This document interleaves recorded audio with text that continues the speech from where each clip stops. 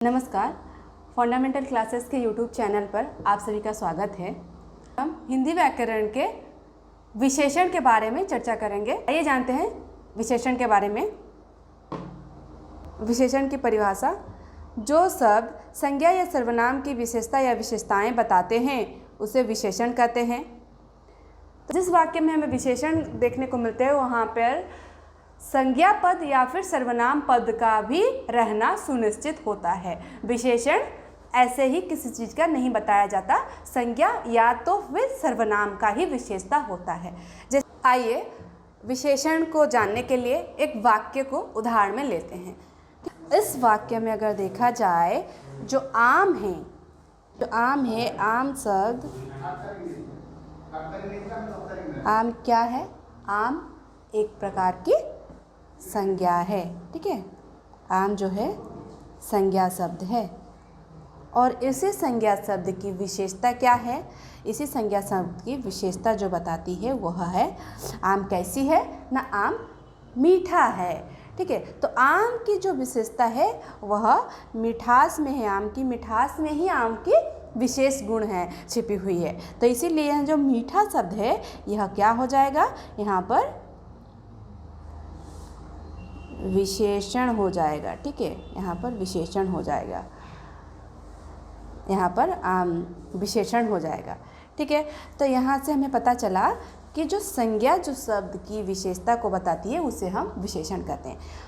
अभी हम एक सर्वनाम के ऊपर भी लेकर देखते हैं कि सर्वनाम के ऊपर एक वाक्य की उदाहरण लेकर देखते हैं कि किस प्रकार सर्वनाम में भी विशेषण होते हैं। ठीक है, सर्वनाम पर भी एक विशेषण का उदाहरण ले लेते हैं वाक्य में। तो आइए देखते हैं वाक्य कुछ इस प्रकार है। वह क्या है? यहाँ पे वह जो है वह क्या है? यहाँ पे वह क्या है? वह यहाँ पे एक प्रकार की सर्वनाम शब्द है। ठीक है, सर्वनाम शब्द या सर्वनाम पद भी हम कह सकते हैं। तो यहाँ पे उसका विशेषता क्या है? वह यानी कि सर्वनाम शब्द वह जो है, वह की विशेषता क्या है कि वह जो है बहुत ही सुंदर है। ठीक है, तो यहाँ पे सुंदर जो हो गया यहाँ पे विशेषण। ठीक है, यहाँ पे विशेषण, तो वह का विशेषण रूप हो गया यहाँ पे सुंदर शब्द। ठीक है, तो यहाँ से हमें पता चला कि संज्ञा या फिर सर्वनाम की जो विशेषता को बताता है वह विशेषण कहलाता है। ठीक है, तो यहाँ पे जो संज्ञा शब्द है और सर्वनाम शब्द है, जो संज्ञा और सर्वनाम शब्द है, संज्ञा और सर्वनाम शब्द इसकी विशेषता बताई जाती है। तो जिस शब्द की विशेषता बताई जाती है उसे हम क्या कहते हैं? उसे हम विशेष्य कहते हैं। यानी कि जैसे कि मैंने उदाहरण में आपको बताया आम या फिर वह, यहाँ पे आम या फिर वह क्या हो जाएंगे? विशेष्य पद हो जाएंगे। ठीक है, विशेष्य पद कहलाएंगे। ठीक है, तो आगे हम देखते हैं कि विशेषण कितने प्रकार के हैं। तो विशेषण मुख्य तौर पे 4 प्रकार के होते हैं या 4 तौर पे होते हैं। इसके 4 भेद होते। विशेषण जो होते हैं 4 प्रकार के होते हैं या 4 तरह के होते हैं कह सकते हैं। पहला आता है जिसमें गुणवाचक विशेषण होता है, दूसरा में होता है संख्यावाचक विशेषण, तीसरा में परिमाणवाचक विशेषण और चौथा में सार्वनामिक विशेषण। ये 4 तरह के विशेषण होते हैं। ठीक है, तो बहुत बार कन्फ्यूज़न हो जाता है कि विशेषण, बहुत बच्चे क्या करते हैं विशेषण को संज्ञा में डाल देते हैं या फिर सर्वनाम में डाल देते हैं, कन्फ्यूज़न होता है। तो कन्फ्यूज़ होने की कोई ज़रूरत नहीं है। देखिए, सबसे पहले आपका जो आता है वो आता है संज्ञा। सबसे पहले आपका आता है संज्ञा जो कि 5 प्रकार के होते हैं और उसके बाद आता है विशेषण। ठीक है,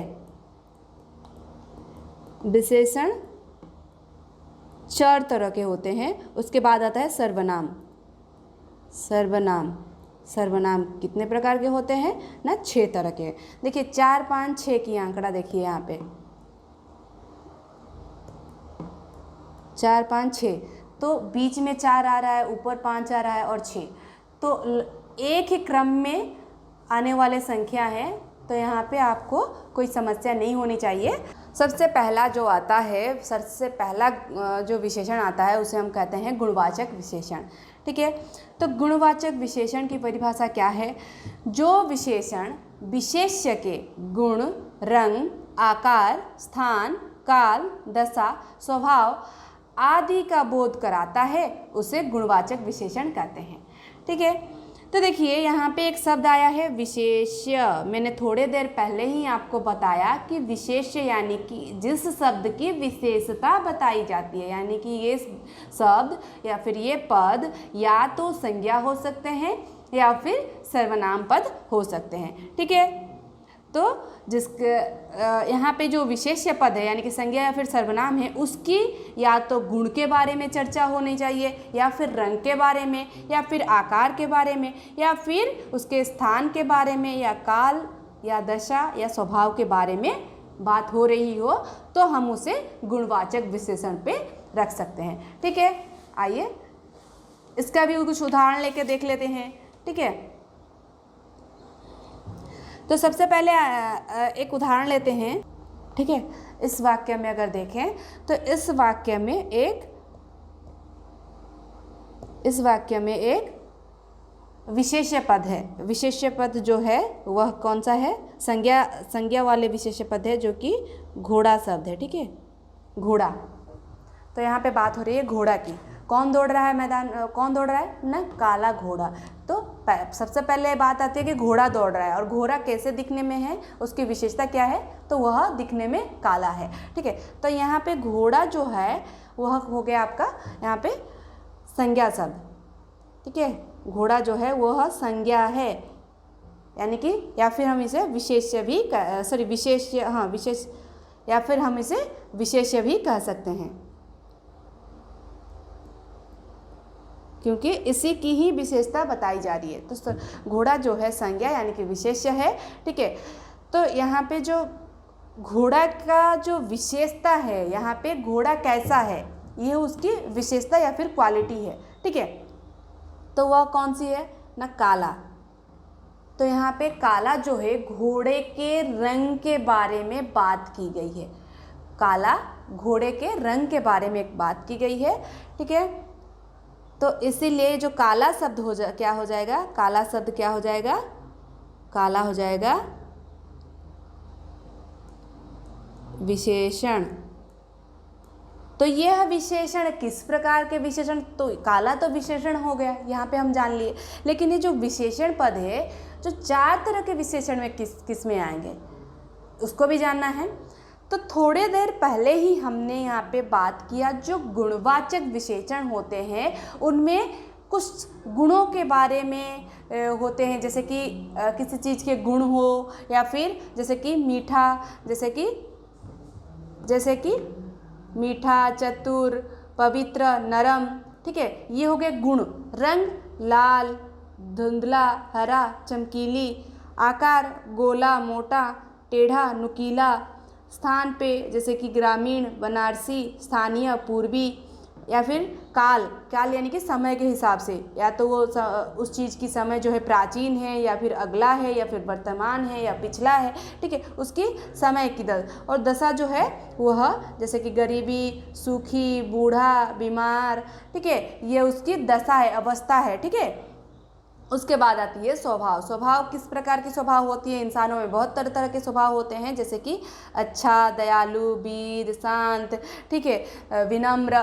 तो ये इस प्रकार के मनुष्य में स्वभाव दिखती हैं। तो इन सभी को अगर देखा जाए, इन सभी में से जो काला शब्द है, काला क्या है? यहाँ पे रंग के बारे में वो बात हो रही है। तो हमें पता है रंग जो है वह गुणवाचक विशेषण में आते हैं, रंग। ठीक है, तो इसीलिए यहाँ पे हम ये बोल सकते हैं जो काला शब्द है यहाँ पे घोड़े के रंग को दर्शा रहे, ये गुणवाचक विशेषण कहलाएंगे। ठीक है, तो इसमें और कोई समस्या नहीं होनी चाहिए। यहाँ पे हमें चतुर है, रमेश चतुर है, तो यहाँ पे चतुर शब्द का हमने प्रयोग किया। चतुर जो किसके लिए प्रयोग किया? रमेश के लिए। तो रमेश का जो गुण है कैसा है? वो चतुर है। ठीक है, तो यहाँ पे एक उदाहरण हो गया। इसी प्रकार संख्यावाचक विशेषण के बारे में बात करते हैं कि संख्यावाचक विशेषण किसे कहते हैं। तो संख्या हमें पता है, संख्या यानी कि अंक, नंबर, ठीक है। तो यहाँ पे बात कर लेते हैं, जो विशेषण विशेष्य की संख्या संबंधी विशेषता बतलाता है उसे संख्यावाचक विशेषण कहते हैं, ठीक है। तो विशेषण जो विशेष्य शब्द यानी कि संज्ञा या फिर सर्वनाम जो शब्द है उसकी संख्या के बारे में बात की जा रही है। तो उसकी जहाँ से हमें, जिस शब्द से हमें उन चीज़ों की यानी कि संज्ञा या फिर सर्वनाम की संख्या के बारे में पता चले, उनके नंबर्स के बारे में पता चले, तो हम उसे संख्यावाचक विशेषण कह सकते हैं, ठीक है। और जैसे कि उदाहरण ले लेते हैं, 4 लड़के बात कर रहे हैं। तो यहाँ पे देखिए, जो लड़के हैं उनकी संख्या कितनी है? लड़के यानी कि जो लड़के हैं उनकी संख्या कितनी है? लड़के की 4 है, ठीक है। तो यहाँ पे लड़कों की जो संख्या के बारे में हमें पता चल रही है 4। 4 एक प्रकार की अंक है, संख्या है, और यही उनकी विशेषता है कि जो लड़के बात कर रहे हैं वो 4 है, 1 नहीं, 2 नहीं, 4 है यहाँ पे। तो यहाँ पे 4 शब्द क्या हो जाएगा ना, संख्यावाचक विशेषण कहलाएगा। 4, ठीक है, संख्यावाचक विशेषण कहलाएगा। अगर बात करें हम संख्यावाचक विशेषण अगर देखा जाए तो यह भी 2 तरह के होते हैं, इसके भी 2 भेद हैं। पहला जो होता है वो निश्चित संख्यावाचक विशेषण, दूसरा होता है अनिश्चित संख्यावाचक विशेषण। तो निश्चित संख्यावाचक विशेषण किसे कहते हैं? तो विशेषण निश्चित संख्या का बोध कराता है उसे हम निश्चित संख्यावाचक विशेषण कहेंगे, ठीक है। तो देख लेते हैं किस प्रकार के, जैसे कि यहाँ पे मैंने कुछ उदाहरण लिए हैं, कुछ निश्चित संख्यावाचक विशेषणों का उदाहरण लिया हुआ है, ठीक है। जैसे कि 1, आधा, सवा, पहला, तीसरा, पांचवा, दोनों, चारों, पांचों, दुगुना, इकहरा, हरेक, प्रत्येक, ठीक है। तो यहाँ पे अगर देखा जाए एक उदाहरण इनमें से ले लेते हैं, जैसे कि मैंने 4 लिया था, तो 4 यहाँ पे एक पर्टिकुलर नंबर की बात कर रही थी जिसमें हमें निश्चित रूप से पता है कि इतने ही, जिसमें हमें पता है कि इतने ही स्टूडेंट है, जिसमें हमें पता है कि 4 जो मैंने संख्या लिया था जिससे पता चल रहा है कि लड़के जो है वो 4 ही है, ना 4 से ज़्यादा ना 4 से कम। यहाँ पे हमें कुछ भी जो है कन्फ्यूज़न नहीं हो रहा है। अभी हम अनिश्चित संख्यावाचक विशेषण के बारे में बात करते हैं, ठीक है। तो अनिश्चित संख्यावाचक विशेषण शब्द जो है वह किसे कहते हैं? यह किसी निश्चित संख्या का बोध नहीं कराता। जब कोई विशेषण शब्द किसी निश्चित संख्या का बोध नहीं कराता, लेकिन कुछ संख्या का बोध कराता है, लेकिन वो निश्चित संख्या नहीं होता है। नंबर तो है लेकिन कंफर्म नंबर नहीं है, ठीक है। तो उसका एक उदाहरण ले लेते यहाँ पे, जैसे कुछ दिया गया है, उदाहरण में कुछ शब्द दिया गया है, क्या देख लेते हैं। बहुत, सैकड़ों, अनेक, कई, कम, थोड़ा, लगभग, कोई, 2000, पर्याप्त। तो यह जो शब्द है, इन शब्द में संख्या तो है लेकिन ये जो संख्या है वो निश्चित नहीं है। हमें कन्फ्यूजन हो सकता है कि इससे एक ज़्यादा भी हो सकता है, कम भी हो सकता है, ठीक है। तो इसीलिए हम इसको क्या कहेंगे ना, अनिश्चित संख्यावाचक विशेषण कहेंगे। परिमाणवाचक विशेषण, परिमाणवाचक विशेषण, परिमाण में हमें पता, यहीं से पता चल रहा है कि परिमाण, ठीक है। परिमाण यानी कि किसी चीज़ की मात्रा, या जो परिमाण शब्द है, परिमाण यानी कि मात्रा या फिर उसका वजन जिससे हमें पता चले, ठीक है। तो जहाँ पे एक माप जोल की एक यूनिट आए, एक एकक का प्रयोग किया जाए, एकक यानी कि यूनिट, ठीक है, तो उसे हम परिमाण में डाल सकते हैं। और ये जो यूनिट शब्द है यानी कि एकक शब्द है, यह या तो निश्चित हो सकता है या फिर अनिश्चित भी हो सकता है, ठीक है। आइए देख लेते हैं।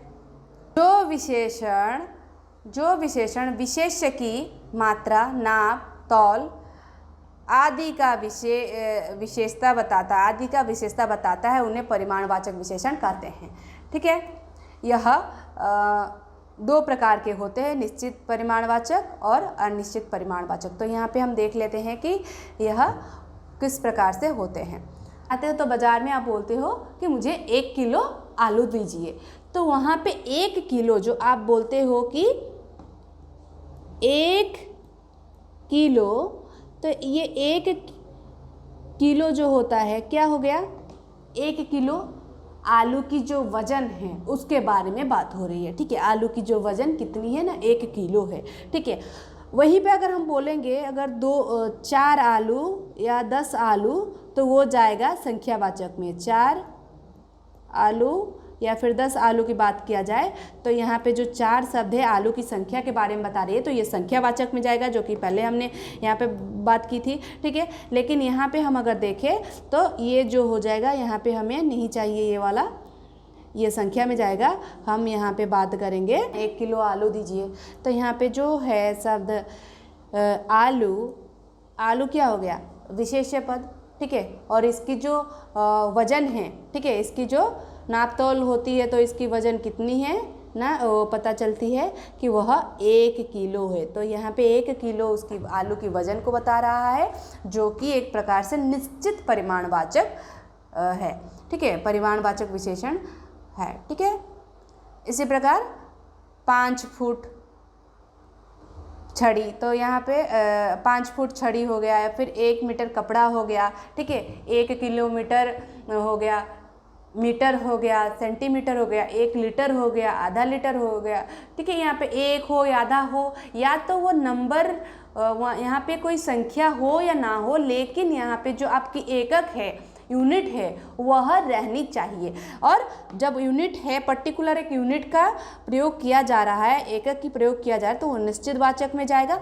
जब कोई यूनिट नहीं, पर्टिकुलर यूनिट जो हम पढ़े हैं, यूनिट वगैरह है जो एकक के है, नापतोल करने की, मात्रा पता करने की, तो वह अगर यूनिट नहीं है तो अनिश्चित में जाएगा। ठीक है, अभी हम आते हैं अनिश्चित में। तो अनिश्चित में क्या है, ऐसे विशेषण किसी वस्तु का अनिश्चित परिमाण व्यक्त करते हैं। तो जो विशेषण शब्द किसी अनिश्चित, जो विशेषण शब्द किसी वस्तु का अनिश्चित परिमाण को व्यक्त करे। ठीक है, सार्वनामिक विशेषण, तो यहाँ पे देखिए एक शब्द छुपी हुई है, कौन सी, सर्वनाम। सर्वनाम, ठीक है, सर्वनाम से, सर्वनाम और इक, सर्वनाम में इक प्रत्यय लग के क्या हो गया, सार्वनामिक। ठीक है, सार्वनामिक, सर्वनाम में इक प्रत्यय लग के बन गया सार्वनामिक। ठीक है, तो जो सर्वनाम शब्द, यहाँ पे परिभाषा क्या है ना, जो सर्वनाम संज्ञा के पहले आकर उसकी विशेषता बताते हैं उन्हें सार्वनामिक विशेषण कहते हैं। ठीक है, पहले हम बाकी जो 3 प्रकार के विशेषणों के बारे में पढ़ा, उसमें हमने देखा कि विशेषण शब्द संज्ञा के पहले भी आ रहा है, कहीं संज्ञा के बाद में भी आ रहा है। ठीक है, जब हम सार्वनामिक विशेषण के बारे में बात करते हैं तो हमें ध्यान देने की बात यह है कि इसमें क्या होता है, विशेषण जो होता है, विशेषण हमेशा संज्ञा के पहले आता है। ठीक है, संज्ञा के ठीक पहले ही आता है। ठीक है, हमेशा। एक उदाहरण ले लेते हैं इसका भी। ठीक है, वह लड़की मेरी सखी है, तो यहाँ पे जो लड़की है, यहाँ पे जो शब्द है लड़की, लड़की क्या है, एक प्रकार की संज्ञा। को किस प्रकार की संज्ञा है, लड़की है जो जातिवाचक। लड़की की पहले, ठीक लड़की शब्द या संज्ञा शब्द की पहले, ठीक है, संज्ञा के ठीक पहले क्या आ रहा है, वह यहाँ पे लड़की के बारे में, किसके बारे में बात की जा रही है, लड़की। और लड़की कौन है ना, वही लड़की। ठीक है, तो यहाँ पे जो सर्वनाम शब्द है वह, यहाँ पे यह सर्वनाम शब्द है। तो वाक्य में कभी कभार ऐसे होता है, सर्वनाम शब्द ठीक संज्ञा के पहले ही आके उसकी संज्ञा की विशेषता को बताता है, और वो से हम क्या कहते हैं, सार्वनामिक विशेषण। ठीक है, उसे हम सार्वनामिक विशेषण कहते हैं। आज के लिए इतना ही, धन्यवाद।